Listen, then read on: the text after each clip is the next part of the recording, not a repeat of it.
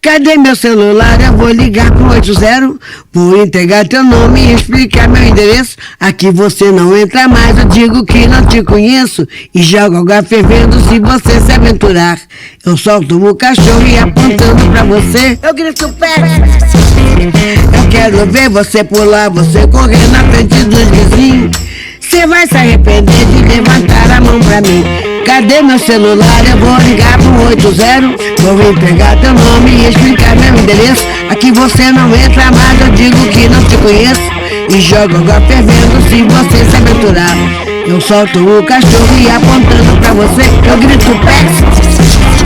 Eu quero ver você pular, você correr na frente do vizinho. Você vai se arrepender de levantar a mão pra mim. E quando o Samago chegar, eu mostro o rosto no meu braço. Entrega teu baralho, teu bloco de pule, teu dado chumbado, põe água no bule. Fazendo ofereço um cafezinho, cê vai se arrepender de levantar a mão pra mim. Cê vai se arrepender de levantar a mão pra mim. Cê vai se arrepender de levantar a mão pra mim. Cê vai se arrepender de levantar a mão pra mim. Cê vai se arrepender de levantar a mão. Olá a todos, espero que todos estejam bem. Está começando mais um programa do podcast Vamos Falar de Amor. Meu nome é Carlton Patrick, apresentador deste programa. Eu estou aqui agora com a psicóloga Yane Carvalho, ela que é formada em psicologia no FJ e também fez pós-graduação em violência doméstica na Unileia, né? Na faculdade Unileia. Queria que ela se apresentasse um pouco para a gente e falasse dela. Bom, olá a todos também e a todas. Como o Carlton disse, eu me chamo Yane, sou psicóloga. Eu me formei em 2022 e a minha atuação tem sido quase exclusivamente para mulheres.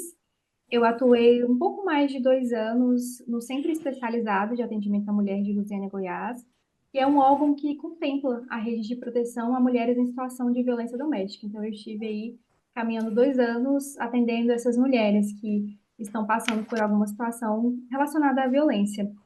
E hoje eu estou atendendo principalmente online e atendo várias demandas, mas a questão da violência acaba que sempre atravessa, de alguma forma, a escuta clínica. Isso é verdade.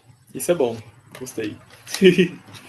Então, já que você é especializado em violência doméstica, em pós-graduação, nosso tema vai ser acerca do reconhecimento da violência e como sair dela em si. Quando a gente pensa em violência em si, a própria Lei Maria da Penha, ela tem no artigo 5º um rol exemplificativo de 5 tipos de violência, que é a patrimonial, a moral, a sexual, a física e a psicológica. Só que esses 5 rolos explicativos pode ter mais outros tipos de violência, igual tem a vicária, que está aparecendo mais. Isso não é a regra principal em si. Mas quando a gente pensa em violência doméstica, a gente pensa em... principalmente eu vejo muitos casos dos homens, eu não bati nela, nem toquei nela e tudo mais. Só que a violência, ela começa por pequenos tipos de violências sutis, até se transformar em algo pior, como violência física, abuso sexual, até chegar a feminicídio. E esses tipos de violências pequenas, é bom a gente tentar cortar, romper o ciclo da violência desde o começo para não piorar a situação. E, pensando nisso,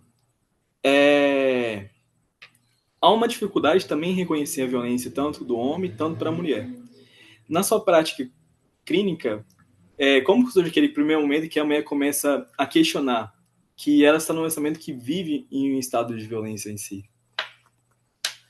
Então, quando a gente fala de a mulher se perceber em uma relação abusiva e violenta, a gente tem muitas camadas envolvidas. Não é um único evento que faz com que ela consiga perceber isso.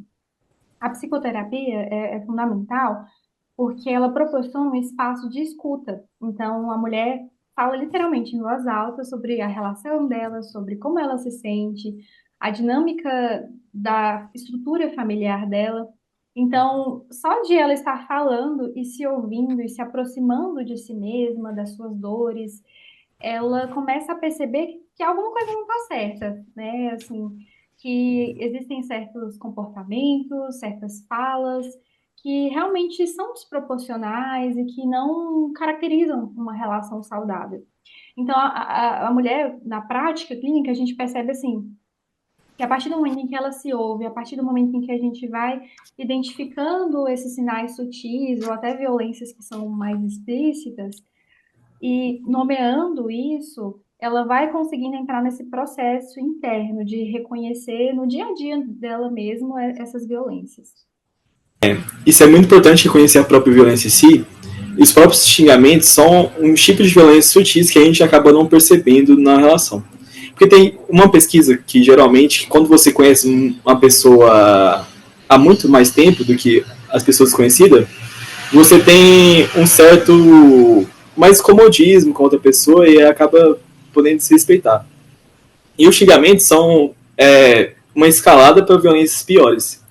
E além disso, os próprios xingamentos também se diferenciam em questão de gênero, igual tem xingamentos para homens que afetam menos do que para mulheres, por exemplo. Eu queria que você falasse um pouco sobre como que os xingamentos em si, igual capivara, a própria puta e tudo mais, entre outros, sabe? Sim. Que são mais pesados em si, que prejudica a relação. Como isso pode prejudicar a relação? Os xingamentos, assim, são insultos, né? São essas tentativas de insultar, de inferiorizar, de humilhar. E isso está claramente tipificado quando a gente fala de violência psicológica. E aí, até entrando nesse ponto que você disse, porque realmente a pesquisa que mostra, né, a Valesca Zanello tem uma fala muito específica sobre isso, de que existem xingamentos, por exemplo, vagabunda e vagabundo. Para a mulher tem uma conotação muito mais pejorativa no sentido sexual e para o homem é relacionado ao trabalho, né? De um homem que não trabalha, um homem que é escorado. Então, realmente, a gente vê essa diferenciação e os homens agressores, eles usam desse mecanismo para realmente insultar essa mulher, para desvalorizar e prejudicar a autoestima dela. E aí essa mulher, ela é impactada de diversas formas, então a gente vê essa fragilidade da autoestima, a gente vê uma fragilidade da autopercepção, então de tanto ouvir aquilo, começa a se acreditar, começa a se tornar algo até identitário dessa mulher, então a gente vê esses impactos assim emocionais, né, e como você disse, é uma escada. Então, esses xingamentos e outras formas de insulto são os primeiros degraus ali para haver um agravamento mesmo das violências e dos impactos. São muitos impactos em si. E, além dos xingamentos em si, há também a questão do homem querer controlar a mulher. Tanto financeiramente, ela tentar se isolar do mundo e se não deixar visitar amigos, nem familiares, o controle do dinheiro, o controle da vida dela em geral. Que muitas vezes os homens, eles não... muitas vezes não. Muitos dos homens, nós homens assim, não queremos uma companheira para a vida. Uma companheira para a vida que goste de dar um do outro. Mas queremos apenas uma pessoa para fazer afazeres domésticos, para ser mãe e para contribuir com nossos prazeres sexuais e etc. E pensando nesses sinais sutis que tem dentro do relacionamento abusivo em si, quais são os sinais que frequentemente são percebidos, mas que indicam que aquela mulher está no relacionamento abusivo em si? Então, pegando aí essa metáfora da escada, geralmente começa de uma forma bem sutil, assim, que às vezes soa como uma atenção, um cuidado, uma proteção. Então, pode começar com o controle das roupas dessa mulher, com o controle do corte de cabelo. Na cultura masculina existe muito essa noção assim, de que mulher bonita tem um cabelo grande, né? Então, muitas mulheres são impedidas de cortar o próprio cabelo dentro de certas relações disfuncionais. E a gente também tem um controle das amizades e controle da família. Então, inicia-se ali um processo de isolamento que é gradual. Há uma descaracterização dessas amizades, principalmente amizades femininas, de que, sua amiga tem inveja de você, sua amiga não gosta de você, ela não gosta de mim, então você não deveria mantê-la na sua vida. Sua família é muito chata, eles são muito caretas, ou eles me tratam mal. Então, assim, vai acontecendo esse isolamento através desses sinais que são sutis, mas que também são evidências muito claras de que está iniciando ali um processo de violência doméstica. comentários também sobre o corpo dessa mulher, sobre as escolhas dela, sobre a profissão, o trabalho. Então, a sutileza que soa como cuidado e atenção, ela inicia nessas pequenas coisas mesmo, assim. Às vezes um homem, eu já ouvi muito isso, assim, ele começou a me dar vestidos mais longos, porque ele dizia que eu ficava mais bonita, assim.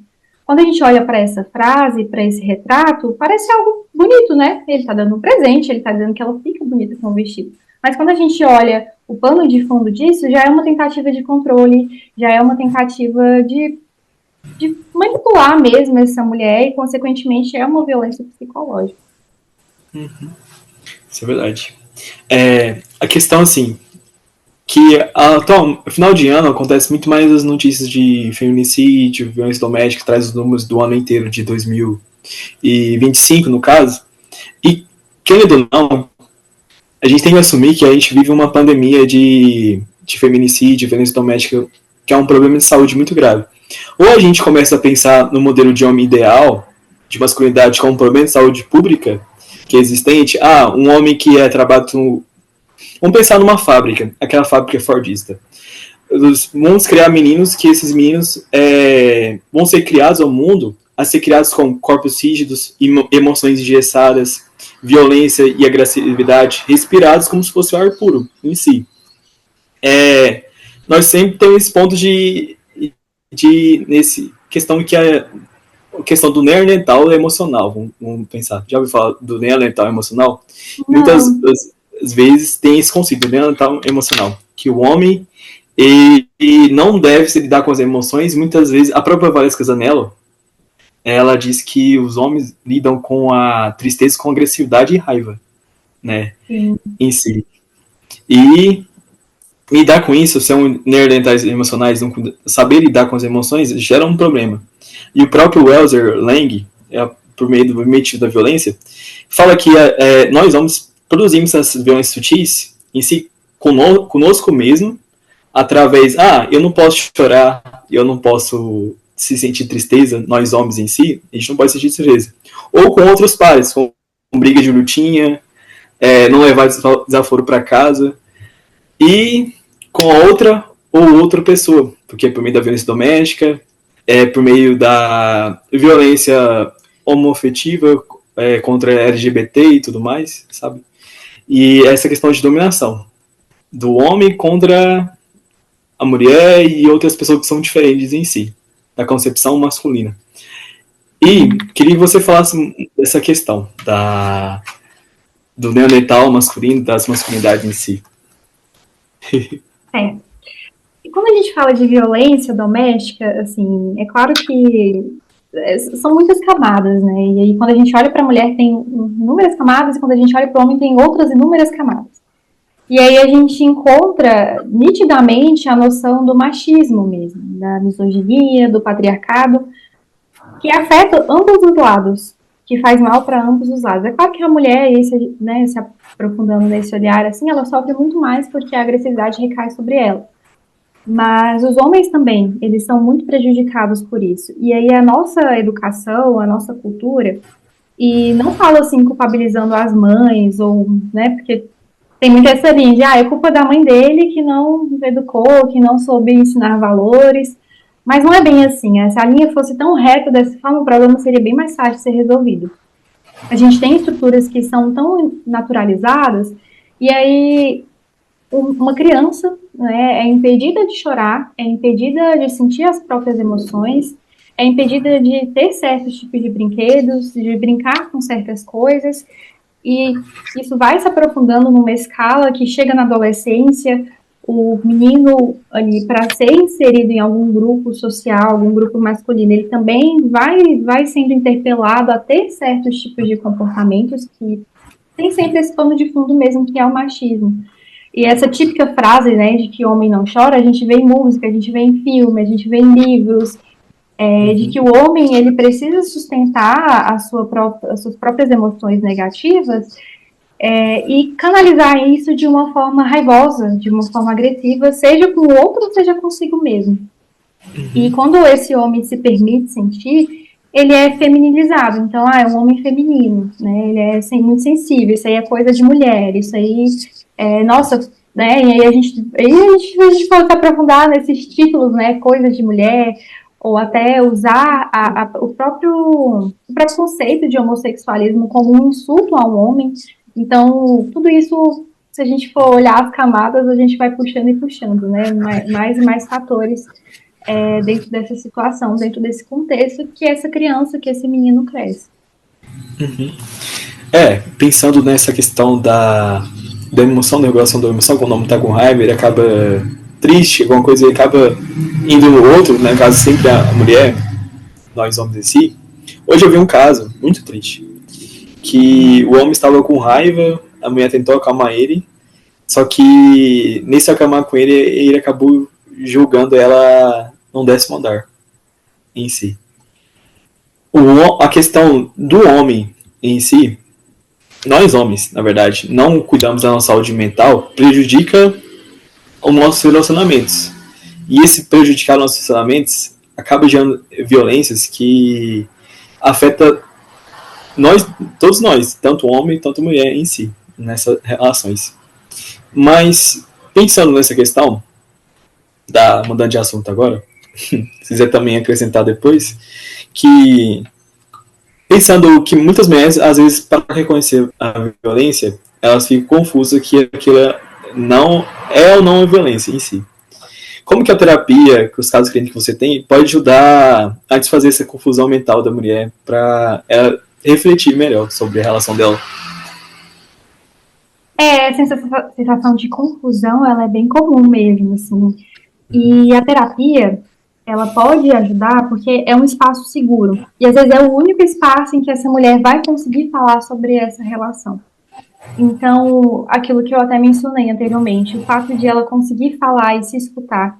A psicoterapia é um espaço realmente para haver esse acolhimento e essa validação e até uma psicoeducação de informação mesmo, sabe? De, olha, isso é violência psicológica, né? Isso é tipificado, isso não é normal. Então, assim, esse processo de psicoeducar e de acolher e validar essas demandas que essa mulher traz são muito importantes, porque aí ela vai conseguindo ter essa clareza e essa organização mental, para que ela mesma consiga observar isso no dia a dia, dentro da família dela, consiga nomear e romper o ciclo da violência mesmo.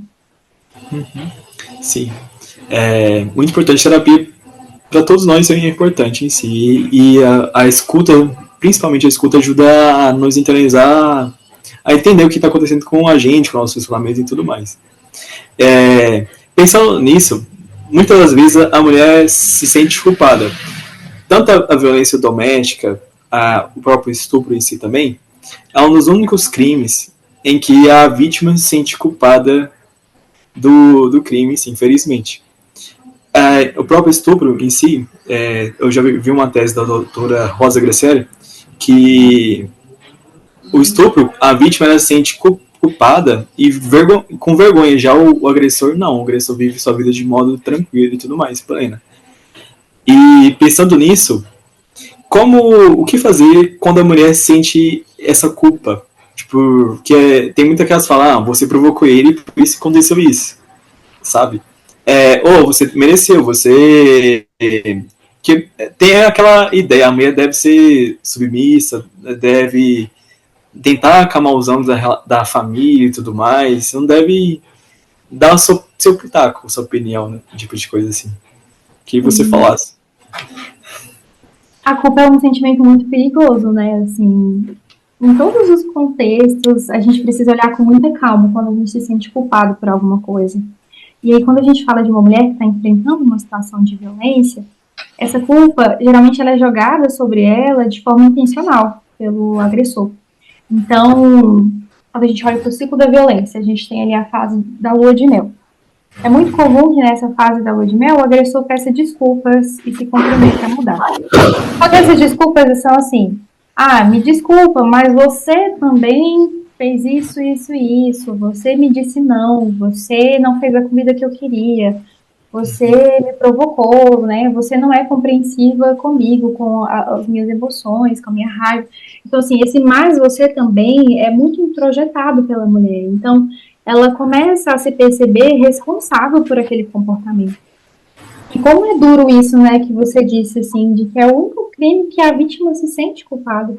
E aí, na psicoterapia, a gente precisa trabalhar com muito cuidado a estrutura dessa culpa, para a gente entender quais são as crenças que estão associadas, os pensamentos, o que essa culpa faz com que ela faça mesmo nessa relação. Então, às vezes, é muito isso que você falou. A mulher, se sentindo culpada, ela vai querer reparar, ela vai querer consertar, ela vai querer dar o máximo de si para que aquilo não se repita. Afinal, a responsabilidade é dele.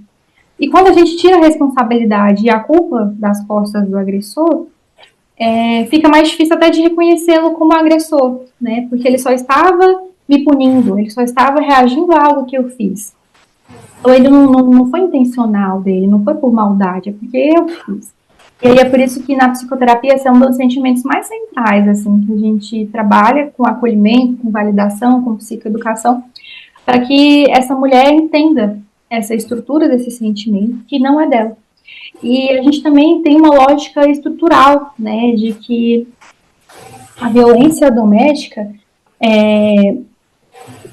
como se a violência doméstica, assim, a gente já tem esse olhar de que a mulher que escolheu estar, de que a mulher que escolheu essa relação, e a mulher está porque ela quer. Então, essa lógica já traz também essa culpa de, é ela, não é ele. A gente não olha para o agressor, a gente olha para ela, que permanece, que escolhe, né, como se ela gostasse mesmo de estar ali. Sim. Geralmente tem essa culpa. Igual, por exemplo, relacionamentos, você não tem um trailer, por exemplo, como vai ser o futuro com aquele relacionamento. Vamos dizer, tem essa metáfora que eu gosto de dizer. Você não tem um trailer, porque a gente tá com a pessoa pelo que ela é no presente, não porque ela vai ser no futuro em si.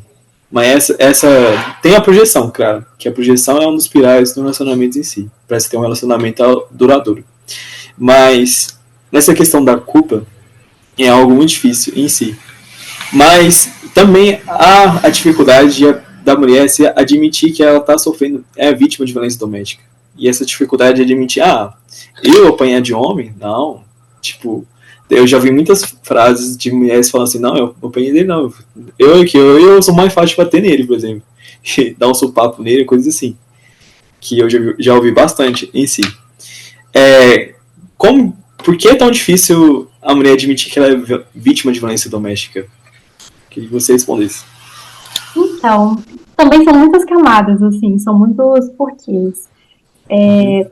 Porque, assim, quando a gente entra numa relação amorosa, quando a gente está numa relação romântica, a gente nunca espera que isso vai acontecer com a gente. Apesar de que existe uma expectativa quase inconsciente, porque a gente sabe, quando a gente olha para os dados, são muito alarmantes, né, em termos de quantidade, de frequência e intensidade de violência. Então, é muito difícil conversar com uma mulher hoje que está numa relação, principalmente heterossexual, em que ela não tenha o mínimo de medo, assim, de que em algum momento ela pode sofrer violência. Por mais tranquila, calma e boa seja a pessoa que ela está convivendo. Então, assim, quando acontece, é um choque mesmo, assim, de, nossa, mas quando fez isso comigo, sabe, assim, é sério que ele tá fazendo isso comigo? Ele que é tão bom, ele que é um bom pai, um bom provedor, ele que é uma pessoa tão incrível, tá fazendo isso, tá me xingando, tá me batendo, tá quebrando os nossos móveis, tá me expondo nas redes sociais. Então, assim, esse choque, ele é muito central, assim, nesse começo das violências. E principalmente quando é uma relação que inicialmente é saudável, que inicialmente é boa e positiva, e que depois começam esses episódios de violência.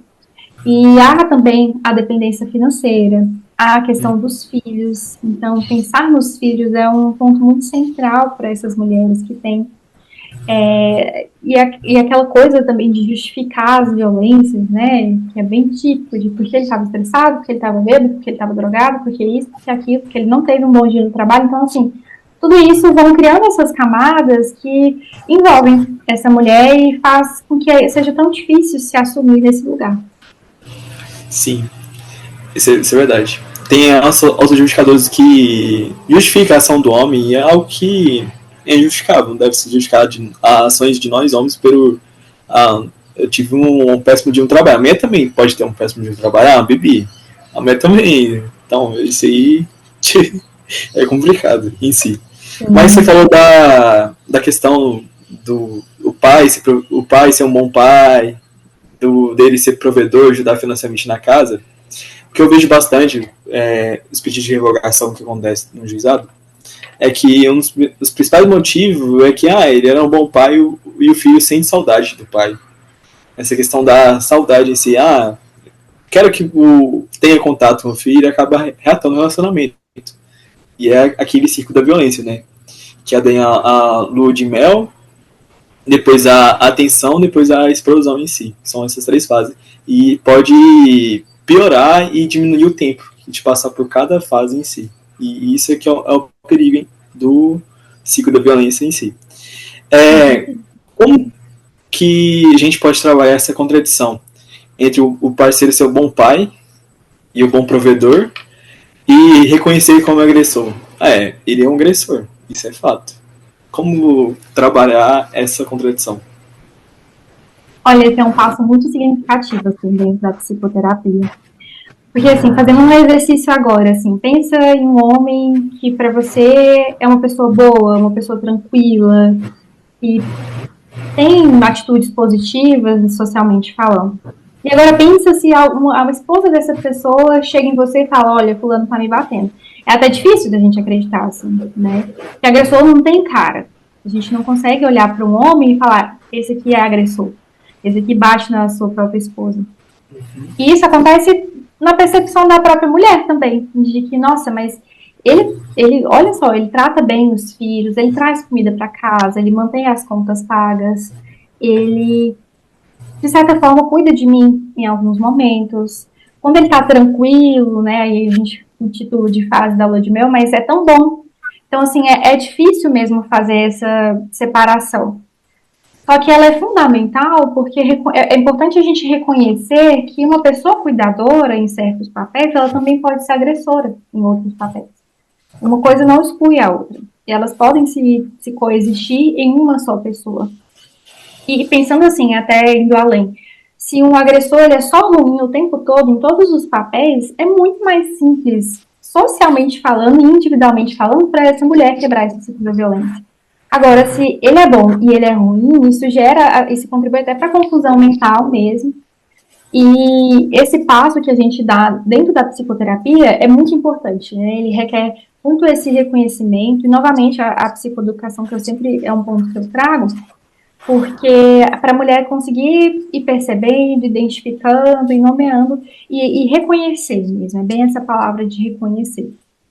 E essa noção, assim, igual você citou esse exemplo, né, eu também já ouvi bastante, assim, de que as crianças choram, meu filho está sentindo muita falta. Mas a gente tem que entender também que quando tem crianças dentro de um lar, não é porque elas não sofrem uma violência direta, não é porque elas não são abusadas diretamente, que elas não estão sendo violentadas. Existe uma violência ali que é quase transferida. Então, o homem que violenta a mãe dos seus filhos, ele cria um ambiente familiar que é muito hostil, que é muito difícil de se conviver, é muito instável. Então, por mais que às vezes a criança não veja, às vezes tem agressores que são muito sagazes nesse sentido, assim, de esperar as crianças dormirem, faz no quintal de casa, não fazem questão com que as crianças vejam. E tem outros que já fazem questão, que não tem essa inibição, assim, não tem esse filtro. Mas que se essa mulher está tão fragilizada, se essa mãe está tão fragilizada, de certa forma isso atinge as crianças. Então, é uma violência indireta. Então, será que ele é realmente um bom pai? Né? E aí vale esses questionamentos que a gente vai fazendo ao longo do processo terapêutico. Uhum. Essa distinção, porque a gente trabalha diferentes papéis na sociedade. Igual eu posso ser um bom profissional, mas eu não posso ser um bom pai. É diferente as relações que a gente tem em si. E pensando nessa questão dos filhos, que é muito acontece bastante em que as mulheres falam do comportamento do homem como estava estressado, ele não era a intenção dele de acontecer isso e tudo mais, ela só mandou uma mensagem, vou te matar, ou se você não for minha, não vai de ninguém, essas frases. Porque palavra tem poder. Se o homem que ama aquela mulher que tá no relacionamento em si, e se o homem que ama a mulher é pra amar, e se tá numa relação a dois, tipo, a relação a dois deve ser um lar, eu gosto dessa questão do relacionamento deve ser um lar que você queira voltar à noite, sabe? Em si. Se o homem começa a falar, eu vou te matar, se você não ama de ninguém, aquele amor não existe assim. Existe a forma de dominação do corpo da mulher. E essa forma de dominação, muitas vezes eu percebo não, é fato, isso é já estudado já, que um dos principais pontos de feminicídio em si que acontece, o principal risco que tem é quando a mulher fala assim, eu quero terminar, né? O fato da mulher falar eu quero terminar é o principal fator de risco para acontecer feminicídio. E a gente vê muitos casos em si que nas notícias e tudo mais. Queria que você falasse um pouco.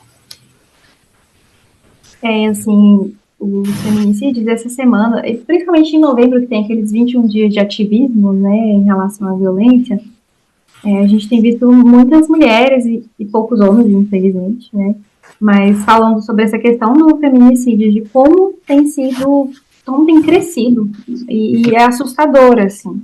É assustador e indigesto você pensar na ideia de que a mulher só queria terminar a relação, sabe, assim. E ele se achou nesse direito de interromper a vida dela, sabe? Isso é muito indigesto, assim. Então, dentro dessa realidade, assim, realmente, quando a gente olha para os fatos e para as estatísticas, para essas pesquisas que são mais específicas da violência, a gente vê que quando a mulher deseja romper, quando ela deseja se afastar, há esses agravos da violência e da ameaça mesmo em si. E acaba que é um impeditivo quando a gente fala de denúncia. Então, assim, se eu falei que eu não quero mais essa relação e ele veio com ameaça, ele comprou uma arma, ele pegou uma faca para mim, eu vou retomar imediatamente, assim, eu vou voltar atrás da minha palavra. Então, se torna impeditivo, mas quando a gente traz isso para a prática clínica, dentro da psicoterapia, é importante a gente entender esse medo e entender o nível dessas ameaças, o nível da gravidade, para a gente justamente mapear um plano de segurança, sabe? Então, depende muito do contexto, assim, de como que está esse nível dessas ameaças, do que esse homem tem.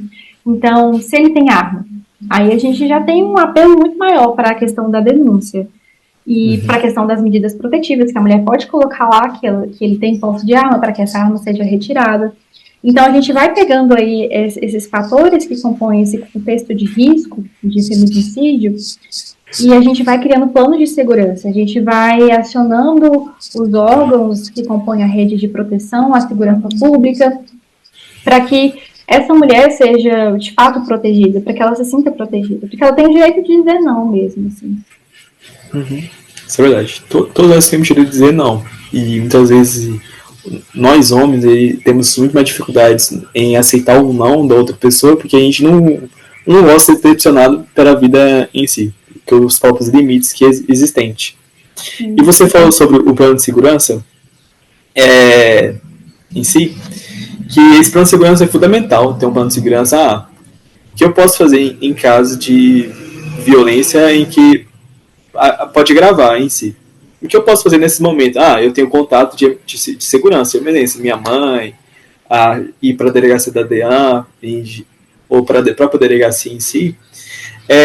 Como que a gente pode, como você indica para as mulheres que estão nesse relacionamento abusivo, fazer esse plano de segurança, igual se elas têm um contato de emergência e tudo mais, sabe? De maneira segura. Depende muito desse contexto. Assim, se é uma mulher que já denunciou, já tem a medida, e ainda assim ela tem medo, a gente entra com planos mais voltados para a rede de apoio. Para uma maior fiscalização da Patrulha Maria da Penha, Aqui, pelo menos na realidade do meu município, existem telefones específicos em que a mulher tem esse contato direto com a patrulha, com o coordenador dessa patrulha, em que ela consegue requisitar ela mesma essa segurança. Então, assim, existem esses planos para quem já denunciou, mas a realidade de muitas é de que não foi realizada ainda a denúncia. Então, assim, o primeiro passo, assim, depois que você consegue reconhecer essa violência e você ainda tem dificuldade de realizar essa denúncia, você buscar uma pessoa de segurança. Não precisam ser todas as pessoas da sua família ou todas as suas amigas que precisam saber, mas alguém que você realmente sabe que, se você precisar, ela vai estar ali disponível, ela vai conseguir acionar a polícia, ela vai te ajudar. Uma pessoa mais disponível mesmo, que você conhece, que às vezes já até te ajudou em outros momentos. Uhum. E você pode, a partir disso, criar frases-chave. Por quê? No momento em que há uma violência mais grotesca ali no ambiente familiar, é muito difícil a mulher ter esse raciocínio de conseguir ligar para a polícia. Às vezes ele toma o celular, ou às vezes eu já ouvi casos em que o cara desligou o roteador, né, tirou o chip do celular. Então, assim, nesses casos em que a mulher se percebe sem ter esse acesso, que hoje em dia é o que a gente mais usa, né, para se comunicar, ela pode, por exemplo, pedir ajuda de uma vizinha. Tudo bem que hoje em dia as pessoas não gostam muito de se envolver, né? Mas de repente teve um caso que foi um estudo de caso que a gente fez no hospital daqui. E aí a gente estipulou para que a mulher colocasse um pano de cozinha na porta, do lado de fora, no portão. Se isso acontecesse, ela tinha combinado com a vizinha, se acontecesse, que era para essa vizinha acionar a polícia que alguma coisa estava acontecendo. E existem outros que, por exemplo, a mulher estipula uma frase, tipo, acabou meu gás. Amiga, quando eu te falar isso é porque eu estou numa situação muito extrema. Aí ela consegue acionar essa rede de apoio pessoal. E também existe a rede institucional, né? Por exemplo, aqui onde eu já trabalhei, o CEAM, a gente não tinha como pré-requisito a mulher ter um boletim de ocorrência registrado e nem a medida protetiva. E no CREAS, aqui é CEAM, mas tem os CRANs também, que são centros de referência, ou secretarias da mulher. Eles também podem ser essa rede de apoio para fortalecer essa mulher. E para que também, em casos, assim, a gente recebe muito essas mensagens no celular institucional de tá acontecendo isso agora com a minha irmã, o que eu faço? E às vezes a gente mesma acionava a polícia, às vezes a gente mesma auxiliava ali naquele momento. Então, ter esses pontos mesmo de comunicação em que você consiga pedir esse socorro, pedir essa ajuda. E a gente tem um 180 e um 90, né? O 180 é a Central de Atendimento à Mulher, dá para fazer denúncias, inclusive anônimas, mas é um canal muito orientativo. Então, às vezes, você precisa conversar, você precisa entender um pouco mais, você precisa conhecer a estrutura do seu município para saber o que tem, o que não tem. E se a violência está acontecendo no momento, você aciona um 90 ou outra pessoa que esteja ali por perto e possa te auxiliar. Isso é fundamental para evitar feminicídio em si, que não queremos mulheres mortas em si. Como você falou da questão dos filhos, eu lembrei que agora que eu queria falar da questão dos filhos. Que muitas vezes os filhos querem os pais, que os pais estão juntos, tendo aquele contato da família, que é bem familiar, né? Mas os filhos, eles não têm essa tomada de decisão importante. Os pais devem tomar a decisão para os filhos, importante. E a mãe deve pensar o seguinte: os filhos vão querer que a mãe esteja morta? Né? Essa principal pergunta que uma mãe que está sofrendo violência doméstica deve pensar. Os meus filhos vão querer eu morta? Exatamente. Porque, assim, por mais que a gente pense assim, mas ele não me bate, mas a violência é muito progressiva.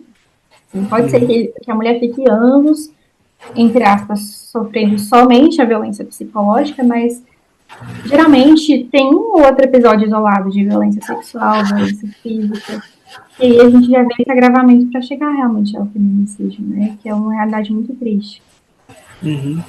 Isso é uma realidade muito triste e esse escalonamento pode acabar sendo pequenas discussões, as discussões vão por dias e vão acabar acontecendo isso em si. Isso é perigoso. Muito perigoso. E a questão é que medidas protetivas salvam vidas. Isso já é comprovado. Isso já é comprovado juridicamente, já tem uma pesquisa tudinho, salvam vidas, sim. Os homens falam, é só um papel, mas não é só o papel. Existe uma série de medidas protetivas que evitam o homem ter contato com a mulher, e isso é muito importante. Esse momento para romper o ciclo em si, da violência. E quando a mulher tem muito medo, paralisante, que se eu sair do relacionamento, ou se eu pedir uma medida protetiva assim, ele vai piorar, ele vai fazer uma retaliação e vai fazer uma vingança nessa questão. Como trabalhar esse medo paralisante dentro da psicoterapia, dessa retaliação, para tentar sair desse relacionamento e viver uma vida mais saudável, outros relacionamentos mais saudáveis em si também? Realmente é muito difícil, assim, porque a gente tem esses dados que nos mostram a importância da medida protetiva. Mas, ao mesmo tempo, assim, a gente olhando porque são dados muito pequenos e muito específicos, mas ano passado eu estava olhando, acho que, se eu não me engano, no Anuário Brasileiro de Segurança Pública. Aqui no Goiás, 3 mulheres morreram vítimas de feminicídio com medida protetiva. Então, assim, enquanto tem, mesmo que fosse um caso isolado, e são realmente casos isolados, assim, são exceções, mas que quando a gente vê isso no noticiário e quando a gente tem a medida protetiva, é realmente paralisante, assim, porque aí dá essa sensação de impotência. É por isso que o Estado, como um todo, ele precisa de ter mais ferramentas e mais estrutura mesmo dentro de cada município, porque, assim, igual a realidade aqui do meu é muito boa, a estrutura é muito boa. Mas quando a gente olha para municípios pequenos, né, às vezes nem tem delegacia especializada, então, assim, a gente vê essas falhas que corroboram para que haja ainda, assim, essas mortes. E aí, para essa mulher que está ali com a medida, é muito difícil, assim. Ou então, quando a medida é revogada, né, quando ela encerra e ela não consegue renovar. Então, assim, tem essas problemáticas. Mas e o que a gente faz com esse medo? Assim? É claro que a ideia não é anular esse medo e fazer com que a mulher viva tranquilamente, porque talvez isso não seja possível. Pelo menos não no começo, assim, principalmente quando tem a denúncia, quando o agressor é intimado, no começo ela realmente precisa tomar cuidado. E é triste dizer isso e assumir isso dentro da prática clínica, mas ela realmente precisa se proteger, sabe? Assim, talvez ela não consiga ter os mesmos hábitos, porque o agressor deu um jeito de mandar, acontece muito assim, não pode mandar mensagem, né? Não pode nem ter nenhum tipo de contato, como tem medida. Mas às vezes o cara faz um pix de 1 centavo para conseguir mandar uma mensagem para a mulher de ameaça, sabe? Então, é difícil mesmo não sentir medo. E aí, como eu estava dizendo, nessa linha, assim, de que a psicoterapia tem muito esse papel de validar e de reconhecer, e de a mulher entender que esse medo ele tem essa função protetiva, que ele tem a sua importância, mas que se ela se paralisar demais, se ela se limitar demais, ela vai deixar de ter uma vida plena, uma vida saudável. Então, a gente vai trabalhando para que ela consiga ir reconstruindo uma rotina, consiga ir reconstruindo uma vida em que ela se sinta mais confortável, em que ela se sinta mais segura. Então, às vezes, mudar de casa, né, e morar num lugar mais seguro, morar, às vezes, num condomínio que tem portaria 24 horas. Então, esse, por exemplo, é um exemplo. Mas é uma forma, sabe? Assim, às vezes trocar a rota para ir para o trabalho. Então, eu sei que é muito difícil assumir isso e eu acho que a gente não deveria ter que ainda fazer isso. A gente, além de tudo, a gente ainda tem que ter cuidado, a gente ainda tem que conviver com esse medo. Mas é importante, sabe? Assim, porque a gente sabe que existem riscos, né? E sempre estar em alerta no sentido de se perceber ao menor sinal de, por exemplo, reportar isso a uma delegacia, de que houve a quebra de medida. Porque muitas mulheres acabam não trazendo isso, assim, para o sistema, de que houve quebra, houve uma tentativa de quebra, e tudo precisa ser muito bem relatado para que a justiça saiba que esse homem está fazendo isso. Então, isso é muito importante também. E é uma orientação que eu sempre tento reforçar, assim, nesses atendimentos. Da mulher participar do processo, né? Quando ela tem medida protetiva, é importante que ela participe do processo ativamente. Que ela, se acontecer uma coisa, se ela estiver passando dificuldades, tipo depressão, muitas vezes o que acontece quando a mulher sofre violência doméstica, ela tem problemas pós-trauma, tem a depressão, tem a série de fatores que a psicológica acaba abalando ela em si. E pedir esse auxílio para a rede de apoio, tanto o juizado, tanto as leis, é de suma importância em si. Sim, com certeza. Né? A gente falou sobre o medo, dela mesma sentir medo da vida dela, né, em si. Mas o que fazer quando o medo que ela tem não é por si mesmo, mas pelos filhos ou por outros familiares, dele retaliar a violência em outros familiares? Eu acho que esse é um dos mais difíceis de manejar e de sustentar, assim. A gente tem a possibilidade de estender a medida protetiva para familiares, para menores, né? Existem casos, sim, que o juiz entende que o menor também está em risco e implementa essa medida também para essa criança. Então, se a mulher percebe que existe esse risco real, é importante que ela traga isso também para a justiça, para que haja esses procedimentos e que ela tenha essa garantia também para eles.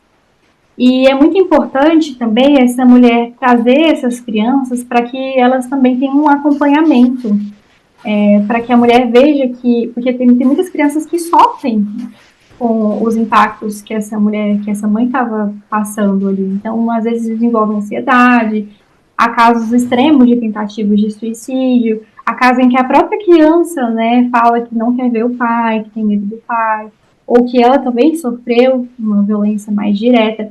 E aí a gente tem essa rede de apoio institucional, que são o CREAS, o Conselho Tutelar, e alguns municípios têm esse apoio dentro do próprio CEAM, do próprio CRAM, é raro, mas tem. Mas acionar esse apoio institucional para que seja uma estratégia, para que ela consiga lidar com isso, assim, de forma que, novamente, ela não paralise tanto a vida dela. Apesar de ser muito compreensível, né, assim, você sentir medo pelas pessoas que você ama. Até porque muitos agressores fazem isso, né, eles usam, eu vou matar sua mãe, vou matar nossos filhos, ou coisas assim, e isso é muito intimidante. Então, a mulher, é claro que a gente tem essas atitudes que são mais práticas, mas ela também reconhecer, assim, dentro de si e trabalhar isso na psicoterapia. O homem usa outros meios em si. Como você falou, pode ser das medidas, a própria das medidas protetivas pode acontecer a suspensão de convivência dos filhos menores, quando eles têm violência direta, lembrando isso. Que é uma forma que, como você disse anteriormente, as crianças que são afetadas diretamente com violência, presenciam a violência dos pais, e são afetadas. Afetadas e muito, tanto emocional, e tanto pode levar para relacionamentos futuros. Igual existe o ciclo da violência. Igual a própria livros, igual É Assim que Acaba, fala um pouco disso, da Colin Hoover. Uhum. Uma coisa que a doutora fala muito, que o próprio Hitler, ele sofria, a mãe do Hitler sofria violência doméstica, sabe? Nossa, Isso é uma das coisas que ela sempre fala, que a mãe do Hitler sofria violência doméstica, e isso transformou ele em si. E muitas vezes, quando ela pergunta pro homem que está sentada na mesa como réu, e pergunta: sua mãe sofreu violência doméstica? E diz que sim. Pode tanto perpetrar para a mãe e tanto para os filhos também. Isso aí. Filhos homens e filhas mulheres, né? Homens e mulheres. Se você quiser comentar um pouco mais sobre isso. Claro, assim, é muito essa noção da estrutura mesmo, né? Uma criança que é submetida a um ambiente instável, que tem violência doméstica, um ambiente abusivo, isso atravessa de várias formas, porque a relação dos pais são a referência inicial, que mostra para essa criança a noção de amor, de afeto, de cuidado, de responsabilidade. Então, essa criança ela vai se desenvolvendo percebendo tudo isso à sua volta, sentindo tudo isso e às vezes sofrendo, como são os casos mais comuns assim de violência sexual perpetrada pelo padrasto ou pelo próprio pai ou pelo tio, enfim, mas pensando aí na lógica pai e mãe. Então a criança ela vai aprendendo isso, ela vai aprendendo que o amor é ter uma violência, o amor é xingar, o amor pode ser bater, o amor pode ser isso, o meu pai cuida da minha mãe dessa forma, eu vejo a minha mãe muito triste, então, enfim. Aí a criança vai construindo e naturalizando isso, né? E aí ela chega na vida adulta, ou chega até na própria adolescência, né? Porque alguns se relacionam um pouco mais cedo, mas trazendo isso dentro de si. E às vezes não é tão consciente, assim, não é tão lógico. Mas, como a gente está aqui mais explicando, né, racionalmente, mas não é tão lógico dentro da cabeça dessa criança e de um adolescente. E aí chega na vida adulta e tem pesquisas que apontam justamente isso, de que há uma tendência de que homens, de que crianças e meninos que presenciaram têm essa tendência de talvez serem agressores, e a menina de talvez ser uma vítima de violência. Então a gente vai puxando isso novamente dessa estrutura que vai sendo passada de geração em geração, e que agora, né, a sorte é a nossa que a gente tem conseguido falar e nomear mais e denunciar essas questões da violência, mas que ainda é um processo muito lento, a gente dá passos muito lentos rumo a uma sociedade mais igualitária, de mais respeito. E aí isso começa na educação. Então, até um dos trabalhos, assim, que a gente tentava fazer dentro do CIAN era fazer essas palestras para o público infantil e para os adolescentes, para eles entenderem o que é violência, para entenderem os próprios limites, saberem nomear os limites do próprio corpo, da própria mente. Então, assim, é um trabalho que é muito importante, que pode ser feito dentro de casa, em lares que são saudáveis, mas também nas escolas e em outros espaços que essas crianças frequentam, às vezes uma aula coletiva ou igreja. Então, tudo isso é muito importante de ser falado para que a gente tenha essas mudanças que a gente tem visto, mas que está sendo bem lento, né? O processo cultural, infelizmente, demora muito a se construir, sabe? E isso é um problema, que a gente tem construído desde as crianças, esse pensamento de principalmente um novo... Fugir desse ideal de masculino que é existente, que eu disse anteriormente, essa masculinidade, e para uma masculinidade mais... que tenha um emocional mais saudável, né? Que, olha, se eu tô com um emocional muito saudável e eu tô sentindo raiva constantemente, vai pra terapia, né? Se eu tô sentindo um ciúme obsessivo pela minha companheira, eu oro os signos dela todo o tempo todo, eu não deixo ela sair com tal roupa, sabe? Esse ciúme dela não poder conversar com outro homem, também não ter amigos homens em si, esse ciúme tem que ser trabalhado. E falando de ciúmes, como que o ciúmes é um dos fatores muito agravantes de violência em si, né? Que, infelizmente. O que você vê sobre os ciúmes dentro? Certo, assim. Essa concepção dos ciúmes, ela também é muito construída socialmente, assim, né? Então, olhando aí para os níveis de ciúmes, existem falas até de que existe um certo tipo de ciúme que é considerado saudável. Mas o que é um ciúme, né? É essa ideia de que o outro não pode fazer outras coisas que não me incluem, ou usar as roupas que eu não gosto. Então, é tudo sobre eu, o que eu acho do outro e o que eu acho que ele pode não fazer. E aí é essa sensação de domínio, de autoridade, de que essa pessoa é minha e não pode ser mais de ninguém, que ela não pode ser feliz sem eu estar presente. Então, assim, o ciúmes ele pode acontecer de diversas maneiras, assim, dentro da relação. E aí, assim, quando a gente fala da psicoterapia, você até seguindo essa linha que você trouxe, é muito difícil, assim, dentro de relações abusivas, um homem enxergar que ele é ciumento. E, mais ainda, enxergar que o ciúme é um problema. Porque é tão bem construído e amarrado dentro dele de que o ciúme é uma característica positiva, de que ele, na verdade, está sendo cuidadoso e está protegendo essa mulher, de que é até difícil, porque aí ele não enxerga como um problema. Então, como é que eu vou cuidar de algo que não é problemático para essa pessoa?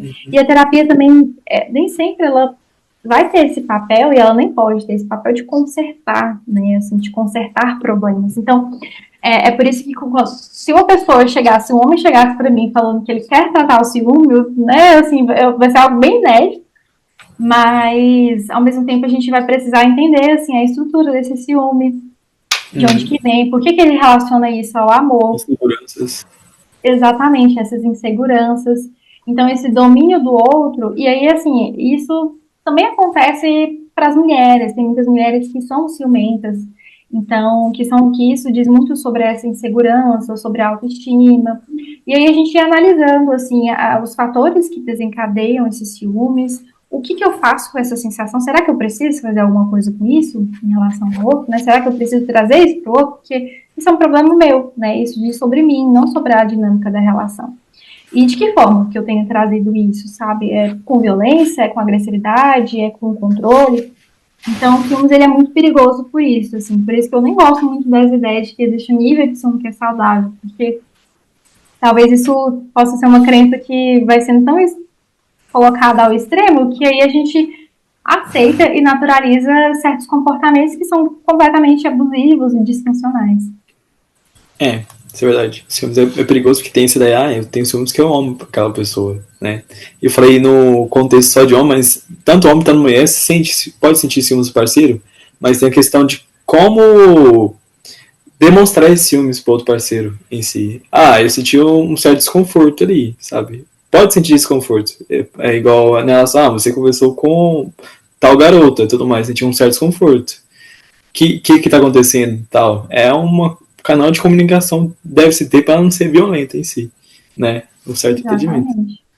Porque o filme ele nos leva a ter esse impulso assim, de agressividade, né? Porque, tipo, parece que a outra pessoa está sendo tomada de você, como se ela fosse sua. Então, por isso que eu acho que, até antes da gente falar do ciúme, cuidar do ciúme, a gente cuida primeiro dessa noção de que o outro é seu, assim, será que você pode realmente, você tem direito de invadir tanto as escolhas dessa pessoa, porque você não gosta, porque você sente um desconforto? Essas perguntas e essas reflexões são muito importantes. Eu lembrei agora até do próprio vídeo do Caldo pro Campari. Eu falo, ficou famoso, né? Do blogueiro Red Pill e tudo mais. Que ele falou assim: Sim, você é minha, eu faço o que eu quiser. Mais ou menos assim essa frase, eu esqueci exatamente. Essa noção de que você é minha, eu faço o que quiser, que o homem, o marido, ele deve fazer o que quiser. Né? Essa noção do consentimento e tudo mais é uma problemática muito grande também. com Né? certeza. E aí eu lembro desse vídeo, assim, é até bem indigesto demais, assim, dá até raiva de ver uma pessoa falando tão abertamente sobre isso e às vezes até sendo apoiada, né? E essa sensação de o outro te pertence, de eu posso fazer tudo que eu quero, isso é tão. Com propriedade pela outra pessoa. Eu não sei nem qual palavra, assim, porque é uma coisa muito, muito cruel, muito dura, assim, de a gente conviver. Isso é verdade. E mudando de assunto agora, igual a mulher ela acaba se isolando socialmente quando está em relacionamento abusivo. Como que a gente, como rede de apoio, que a gente encontra, percebe pequenos sinais de isolamento, igual eu tenho uma mãe que ela tá com meu padrasto e ela não tá indo mais nos lugares que a gente ia, não foi na minha formatura, não tá ligando como ligava antigamente, sabe? Esses pequenos sinais de isolamento social. Como ajudar essa mulher a romper esse isolamento social que é acompanhado por relacionamentos abusivos? Esse é um excelente ponto, assim, porque o isolamento ele é feito de forma intencional pelo agressor, para que ela tenha um apoio fragilizado e para que ela não tenha realmente a quem procurar, a quem compartilhar o que ela está passando dentro dessa relação. E eu acho que isso que você trouxe, essa noção de prestar atenção nas mulheres à nossa volta, eu falo muito isso em grupos, em palestras, assim, de como é importante a gente prestar atenção nas mulheres da nossa família, nas nossas amigas, nas nossas vizinhas. Às vezes a gente está tão submerso assim, no nosso mundo, claro, né? Todo mundo tem os seus problemas, mas a gente precisa levantar esse olhar para perceber essas mulheres. Porque aí, quando ela começa a se isolar, igual essa situação hipotética aí da mãe, a gente conseguir, e aí eu acho que tem que ser um pouco até invasivo mesmo, de ir até a casa da pessoa, para saber o que está acontecendo, porque às vezes ela está se isolando porque ela está com marcas no corpo, por ter sofrido uma violência física, às vezes ela está se isolando porque ela está sem celular, o agressor retém esse celular por alguns períodos durante o dia, ou porque ele apagou os contatos, às vezes tem agressores que apagam os contatos que essa mulher tem salvo no celular e ela realmente não tem os contatos, né, então ela não consegue conversar com essas pessoas, e aí a gente conseguir fazer esse processo de observar, de realmente ir atrás. Eu estava lendo até um post esses dias no Instagram, que falava da importância da gente também ser rede de apoio de mulheres, assim, de a gente não só querer isso para nós, porque é muito bom ter uma rede de apoio, ter um suporte efetivo, mas a gente também precisa ser, porque hoje existe esse movimento cultural muito de individualização, de baixa manutenção, mas isso agrava e fragiliza muito os nossos vínculos sociais.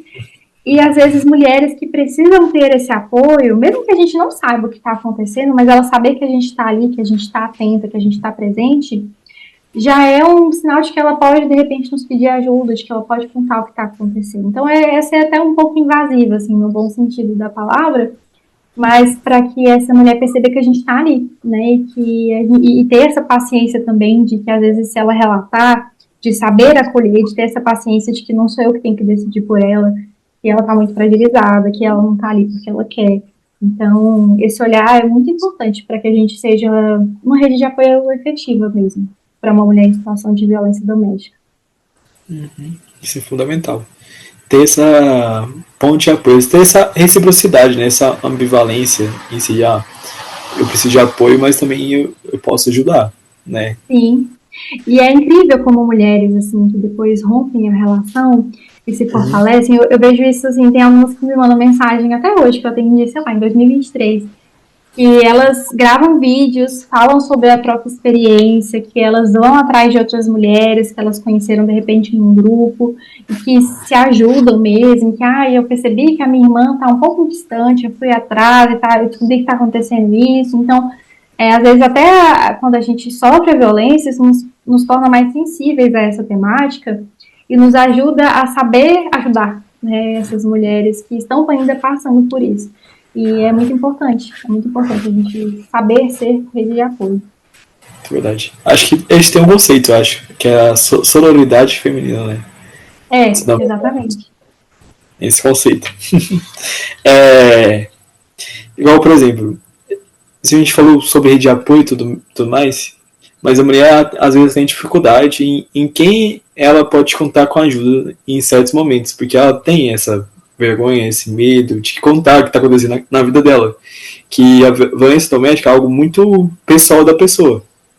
Que são casos que acontecem principalmente dentro de casa. Que o próprio conceito fala, na Lei Maria da Penha em si.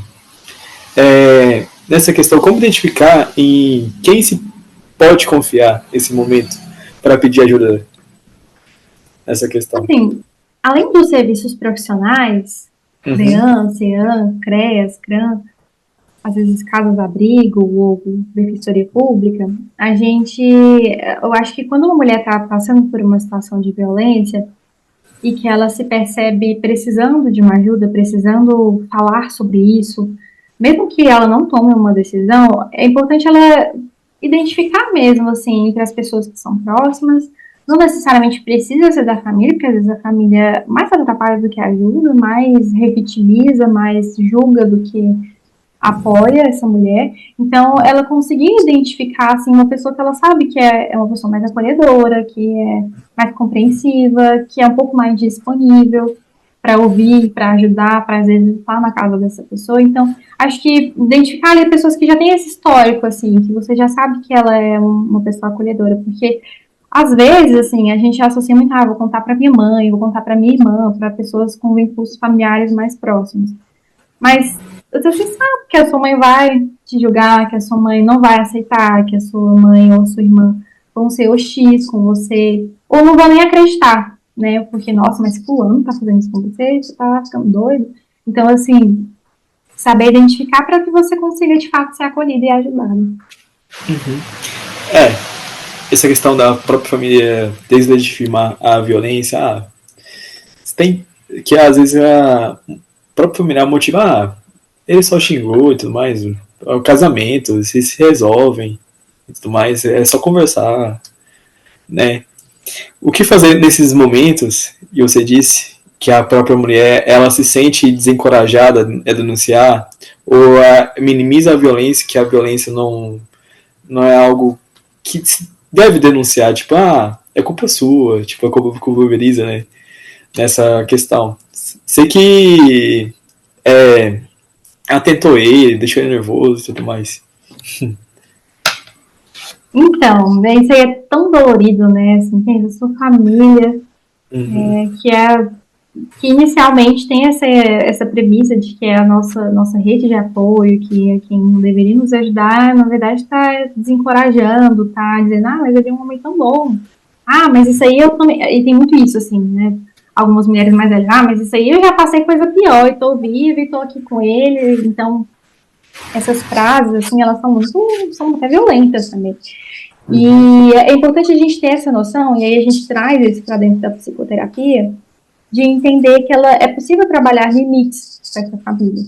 E de que ela pode se proteger sem necessariamente contar com o apoio da família, por mais duro que seja isso. É importante validar mesmo essa frustração, porque é frustrante, mas reconhecer que não é porque existe um laço sanguíneo, um laço familiar, que vai existir necessariamente uma aceitação e um apoio. Então, quando isso acontece, a gente tem que trabalhar isso para a mulher e para que ela estenda essa rede de apoio para outros grupos. Então, amigos, redes comunitárias, às vezes no trabalho ou numa igreja, ou outros locais que ela frequenta, para que ela tenha esse apoio e essa ajuda. É fundamental em si. Esse apoio nesse momento, em todos os momentos da vida, é importante ter um apoio de não só os familiares, mas de outras pessoas que a gente confia em questão. Quando tem problemas, quando a gente tem questões, quando a gente tem um adoecimento emocional, por exemplo, uma ideação suicida, uma depressão e tudo mais, é importante. Ou quando a gente até sofre luto em si, ter esse apoio. Né? É verdade. Faz toda a diferença. Não, eu tô falando, faz toda a diferença mesmo. Assim, faz toda a diferença. Ela passou agora, eu não escutei nada. Desculpa. Acontece. Mudando de assunto, em si, a própria terapia ela acaba se tornando uma âncora emocional, vamos dizer, entre aspas, uma âncora emocional, que ajuda a ela se estabilizar emocionalmente nessa relação para romper esse ciclo e tudo mais, né? Como que a terapia ajuda nisso, nessa segurança para essas mulheres? Então, assim, a terapia é um espaço de confidencialidade. E é um espaço que é uma pessoa de fora. As mulheres trazem muito isso. Nossa, eu precisava de alguém de fora para poder me ajudar, para eu poder conseguir me abrir. E aí, dentro do processo terapêutico, quando a gente fala de violência doméstica, a gente tem como base o acolhimento, a validação e a escutativa. Principalmente no começo, para que haja esse vínculo, para que tenha esse vínculo terapêutico, que é fundamental para um processo terapêutico efetivo. E isso pode acontecer em órgãos públicos, como o CREAS, o CEAM, pode acontecer em unidades particulares, mas a terapia foca nessa reconstrução da autoestima, no fortalecimento emocional, no resgate da autonomia da mulher e do seu protagonismo. E isso acontece com o tempo. Então, o processo terapêutico é fundamental, assim, para que essa mulher identifique o que está acontecendo com ela, para que ela seja validada, para que ela seja reconhecida como sujeito, né? E não, porque às vezes é o único lugar que ela realmente vai ser olhada e ouvida. Na família, às vezes, ela não vai encontrar isso, em casa ela não encontra, e nem em outros locais. Isso é verdade. Nessa questão, assim, você já falou sobre vários serviços de apoio que podem ser acionados, o CREAS, a própria Casa da Mulher Brasileira, da Mulher Brasileira. Isso é muito importante. Como que a gente pode preparar essa mulher, psicologicamente, pensando aqui, dela ir para fazer a denúncia nas delegacias especializadas, a própria delegacia comum? Porque, querendo ou não, às vezes a gente faz quando acontece o boletim de ocorrência, faz quando o fato já está ocorrido, né? Já estourou, no ciclo da violência já estourou e aquilo lá não dá para sustentar mais, né? E quando não dá para sustentar mais, igual violência sutis, por exemplo, como ter igual perseguição, stalking, é algo muito perigoso. A perseguição do homem, e ele vai na casa dela, manda mensagem frequentemente. É algo muito perigoso que pode chegar a coisas piores. Que a gente, às vezes, não coloca tanta relevância nessas questões do stalking, que é um crime que horrendo, tipo assim, se eu pensar, né, o homem perseguindo a mulher o tempo todo em si, né, e como trabalhar psicologicamente, principalmente esses crimes menores, não, essas violências que a gente acha que são menores, igual violências psicológicas, relacionamentos abusivos, que não aquele relacionamento, violência física, por exemplo, sabe, que já tá estourado, né. Exatamente. Antes de acontecer algo mais grave, né? Você fala nesse sentido, assim, quando está no campo mais psicológico, mais de violências invisíveis, digamos assim, que não deixam marcas físicas.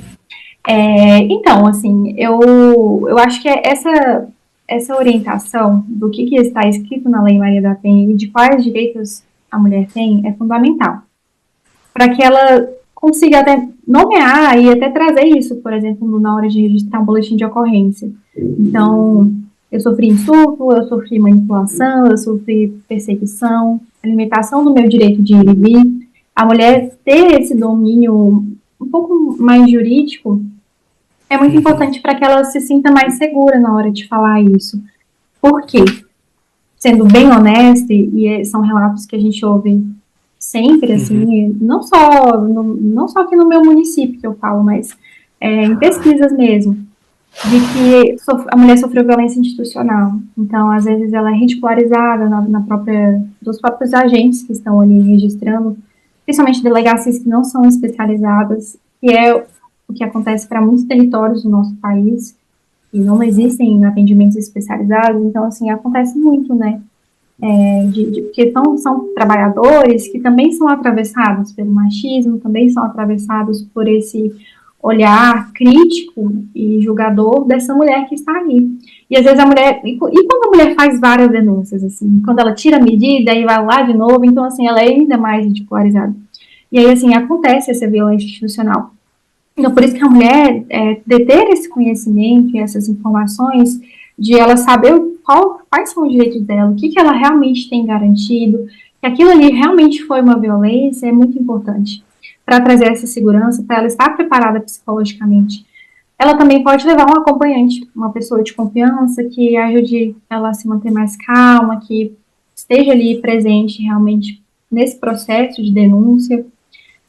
Outra coisa também, às vezes, fazer anotações, né, assim, enquanto a mulher está sofrendo a violência, e se ela está passando por um processo terapêutico que ainda não denunciou, uma coisa muito interessante é de orientar que ela faça registros, né, então, tire fotos, filme, grave, para que ela também consiga, às vezes, trazer isso no momento de denúncia, né, como provas. Não que ela precise disso, não é um pré-requisito para ela chegar numa delegacia e registrar, mas isso traz essa segurança maior, para que ela entenda que aquilo ali é real e que ela pode sim denunciar e que isso pode sim correr num processo judicial. Lembrando, em si, que para se ter medida protetiva, basta ser algum tipo de violência, igual como eu disse lá no começo, do rol exemplificativo, das 5 tipos de violência que existem. A gente pode ser outro tipo de violência. Basta ser algum tipo de violência, não precisa ser crime. Não precisa ter a mulher chegar até provas. Porque Exatamente. o juiz ou a juíza, quando vai deferir a medida ou não, ele tem um prazo de 48 horas. Então não tem tempo para ouvir a outra parte. Muitos homens que eu vejo em audiência dos homens coletiva, que não escutou eu e tudo mais, sabe? Não teve tempo de escutar eu, porque no crime, outros crimes assim, tem o direito da resposta da outra parte, né? Antes de ter uma audiência, outras coisas assim. Mas violência doméstica não. Violência doméstica é questão de risco. O tempo é fundamental. É um grande avanço que a gente tem no nosso país, assim, né? Essa noção dessas horas, essas 48 horas, e esse fato de que a mulher não precisa trazer ali 1001 provas para que ela consiga denunciar, para que ela consiga uma medida protetiva. E é interessante isso, que realmente na Lei Maria da Penha fala, né, qualquer conduta, né, quando ela vai exemplificar e explicar as violências, ela coloca qualquer conduta. Então, realmente é qualquer conduta. E essa coisa de gravar, de filmar, é muito, principalmente para quando a mulher está sofrendo violência há muito tempo e ela tem essa dificuldade de denunciar, sabe? Até faz parte um pouco do plano de segurança. Mas isso é muito legal, assim, é um avanço maravilhoso na legislação brasileira. Verdade. Um avanço que tá precisando de anos, mas ainda bem que veio, né? Né? Exatamente. Obrigado. E outra questão, igual tem a própria Vanessa Nelo fala a psicologia de gênero, em que existe a questão da esperança de como vai mudar, né? Que o próprio filme da Bela e a Fera, a Bela está junto com a Fera porque ele acha que ele vai mudar. Porque a Fera, o que é a Fera? Ele é agressivo, ele é raivoso sempre, e a Bela não, ele vai mudar, tudo mais calma, tudo mais, sabe? Nessa questão. E há essa esperança do que as mulheres nutrem, que os homens, quando estão nesse ciclo da violência, está dentro de um relacionamento abusivo, de violência sutis dentro do relacionamento aí, de que ele vai mudar, né? Como trabalhar essa esperança com as mulheres na psicoterapia? Isso é bem comum, é bem típico, assim. Porque, na verdade, essa noção, e aí puxando de novo para fatores culturais, existe essa ideia quase intrínseca, assim, de que uma mulher é responsável por fazer a relação dar certo. De que a mulher tem que consertar esse homem. Sabe essas coisas assim de, nossa, depois que fulano casou, ele virou outra pessoa. Né? Tipo assim, a mulher dele é uma santa, porque ela mudou. Então, assim, essa coisa, assim, sabe, de que a mulher que é responsável, como se a gente tivesse esse papel de realmente sair consertando todos os defeitos do homem. Inclusive a agressividade dele. E aí isso é tão enraizado que realmente a gente acredita que ele vai mudar. E soma-se a isso o fato de que esse homem, ele não é só ruim, né? Como a gente estava até falando anteriormente. Então, o fato de hora ele ser bom e hora ser ruim dá essa esperança. Porque quando ele é bom pai, quando ele traz um buquê de flores, ele se arrependeu, ou traz uma aliança, ou pede em casamento, ali na fase da lua de mel, vem esse questionamento mesmo de, aí, tá vendo? Ele é uma pessoa, porque ele estava realmente estressado, ele não estava em si, ele vai mudar, não vai acontecer de novo. Então, essa coisa de ele vai mudar, é compreensível existir essa esperança, mas ela precisa ser muito bem trabalhada dentro da psicoterapia. De mostrar que não é o papel dela, de fazer com que ele mude, e que o preço que essa mulher vai pagar por esperar esse homem mudar é muito alto. Pro físico, pro emocional, pros filhos, pro futuro dela.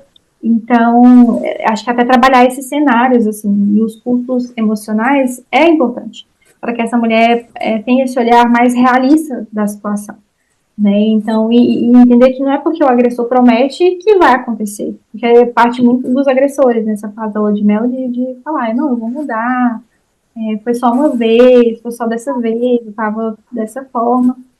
E esse aspecto ele precisa ser muito bem explorado nas sessões nesse sentido, de trazer esse olhar cultural e de trazer esse olhar para a história dessa mulher, né? Para o que ela espera dessa relação e esses fatores, assim, de uma maneira geral. Dessa repetição, né, de falar que eu vou mudar e não acontecer. Porque o fato de mudar não basta a gente só falar, a gente tem que agir. Se eu quero mudar uma questão do meu trabalho ou no meu relacionamento, o que eu posso fazer aqui diferente, né? A gente tem que ter esse olhar também importante. Que não basta a outra pessoa querer mudar a outra.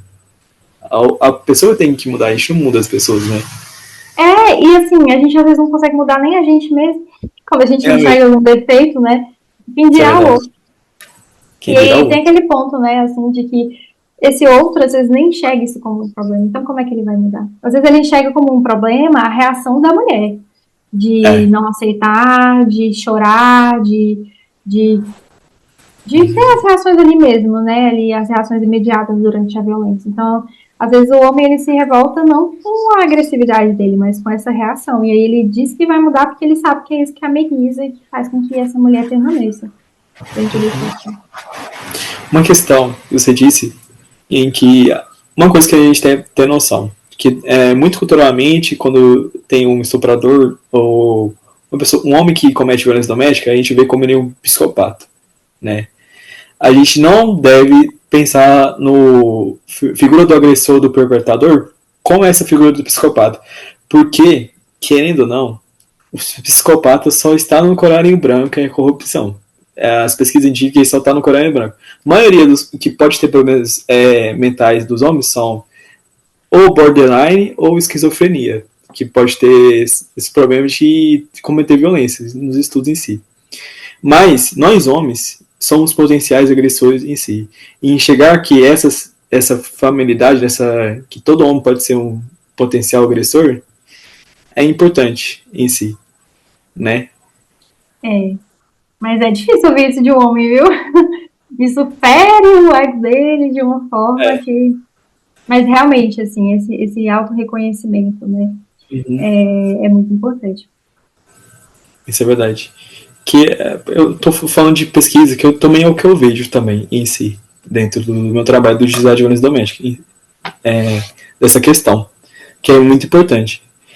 E há uma questão cultural também, né? E mudando de assunto em si, como eu disse anteriormente, há uma vergonha de se reconhecer que da mulher que ela se sujeitou a isso, ela sofreu violência doméstica.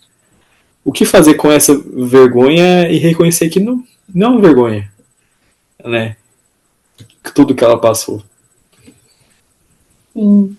Essa vergonha ela também é muito perigosa, é difícil, né? Quando a gente está com vergonha de alguma coisa, assim, um constrangimento, é uma sensação muito ruim de ser sentida.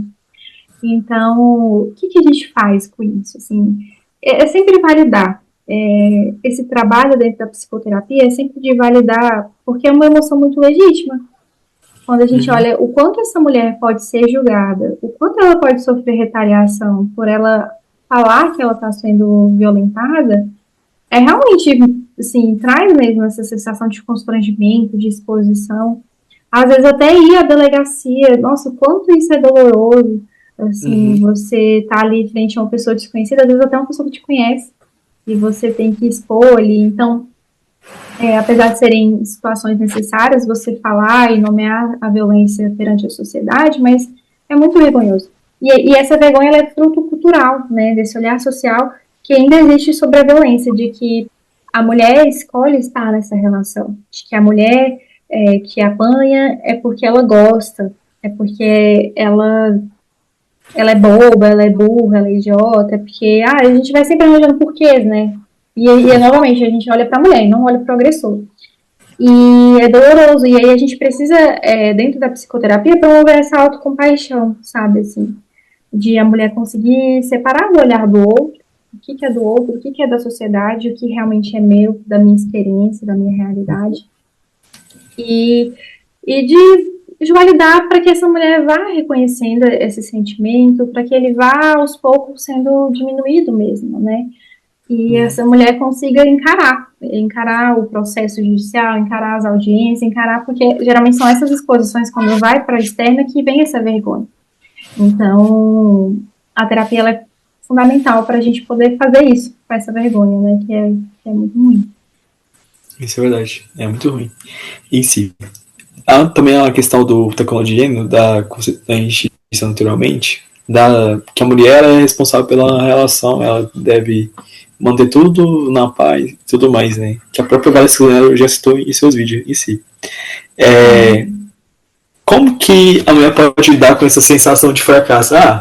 De não ter dado certo no relacionamento, porque ela se sente culpabilizada de muitas das vezes de ter feito a denúncia, né? De ter feito a mídia protetiva, de às vezes de não ter agido de outra maneira e tudo mais. Essas questões assim. Sim, de que, nossa, você não tentou o suficiente, né? De que, tem certeza. Nossa, eu acho que assim, olhando em partes para essa pergunta, essa sensação de fracasso vem de novo dessa cultura, assim, não tem como a gente não falar de cultura, de novo.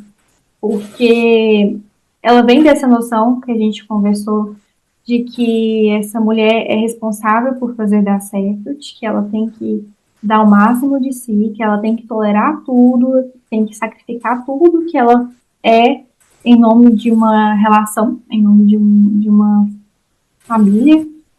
E aí, assim, quando a mulher traz isso dentro da psicoterapia, um trabalho muito interessante é esse, de fazer esse exercício para esse olhar cultural, para ela conseguir fazer de novo essa separação e mudar essa narrativa interna, de que não foi ela, não era responsabilidade dela, não foi ela que causou, e que ela fez o que é certo quando ela denunciou, quando ela decidiu pedir ajuda, quando ela se afastou, sabe? Então, são vários passos, assim, para a gente poder lidar com essa sensação de fracasso, com essa sensação de que eu não consegui fazer dar certo. E, para mim, o principal fator é esse, é ter esse olhar cultural mesmo, para que essa mulher entenda que ela aprendeu que ela precisava fazer essa relação dar certo, mas que esse aprendizado, que essa crença, ela não é funcional, ela não é saudável e não é legítima. Isso é verdade. Que numa relação é uma via de mão dupla, né? Não, a gente não deve só culpabilizar apenas uma pessoa na relação. Há vários fatores, assim, depende de cada relacionamento, né? Essa questão. Mas indo pro final da entrevista, e a noção deles. Você gostaria de ter sabido antes sobre o amor? Essa pergunta é bem profunda, porque assim, a gente vai crescendo e a gente vai aprendendo, como eu disse, né, principalmente com as nossas referências dos nossos cuidadores, que geralmente são os nossos pais, do que é o amor. A Bell Hooks, ela tem um livro chamado Tudo sobre Amor, que ela debruça muito sobre isso, assim, sobre como a gente aprende, como a gente vive, sobre o amor próprio, sobre a distorção do que é o amor. Mas eu acho que o mais importante da gente saber, assim, e que a gente deveria saber desde a infância, é que o amor pode vir de muitos lugares, né, de muitas pessoas, inclusive de nós mesmos. Então, não precisa ser necessariamente de uma relação romântica, de um parceiro ser a única fonte, por mais saudável que essa relação seja. Então, essa noção do amor, assim, como até a Bell Hooks fala, né, como essa ética, uma ética do cuidado que precisa existir dentro da comunidade mesmo, dentro do nosso território, e dentro dos espaços que a gente frequenta e ocupa. E um dos grandes problemas quando a gente fala da construção da identidade da mulher é essa, de que essa identidade só vai ser validada quando ela tiver um homem, quando ela tiver o amor de um homem. A Valesca Zanella também fala um pouco disso, né? Então, a gente ampliar esse olhar de onde a gente pode receber esse amor. Aí eu até trouxe aqui, eu tenho aqui, porque eu gosto muito desse livro, mas a Bell Hooks fala, né, no livro dela, o seguinte: e a verdade é que em nossa cultura, muitas pessoas não sabem o que é amor. Se nos lembrássemos constantemente de que o amor é o que o amor faz, não usaremos a palavra de um jeito que desvaloriza e degrada o seu significado. Quando amamos, expressamos cuidado, afeição, responsabilidade, respeito, compromisso e confiança. Então, quem dera se a gente conseguisse construir isso desde a nossa infância, isso evitaria tanto sofrimento, tantas dores, mas acho que a gente consegue construir isso ainda na vida adulta, né? Construir relações saudáveis para além das relações românticas. Sim, com certeza. Uma coisa fundamental que eu já disse anteriormente em outras entrevistas é que devemos construir as coisas, faculdade, trabalho, essas pontes que ajudam a gente, amigos, tudo isso, sabe? De forma estabilizada, não só a individualidade, né? Em se construir bem a individualidade antes, durante o relacionamento e depois.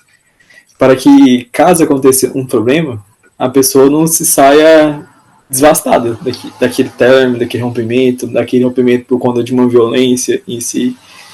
E tá isso bem estruturado é importante.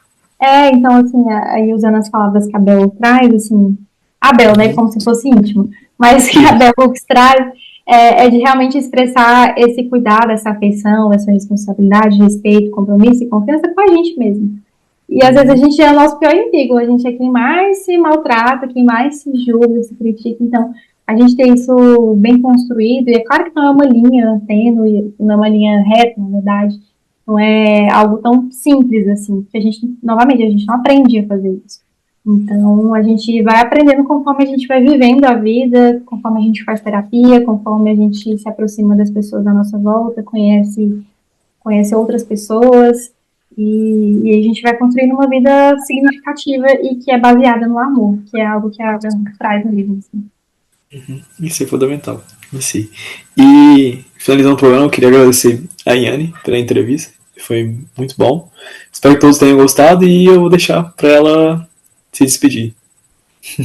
Ok, muito obrigada pela oportunidade. Eu adoro falar desses assuntos, assim, às vezes eu até me empolgo, mas agradeço porque acho que quanto mais a gente fala, mais a gente identifica e mais a gente combate. Então, esses espaços, assim, acho fantástico você estar desenvolvendo isso, porque é mais uma forma da gente cuidar desse fenômeno social que é tão grande e tão complexo. Mas muito obrigada.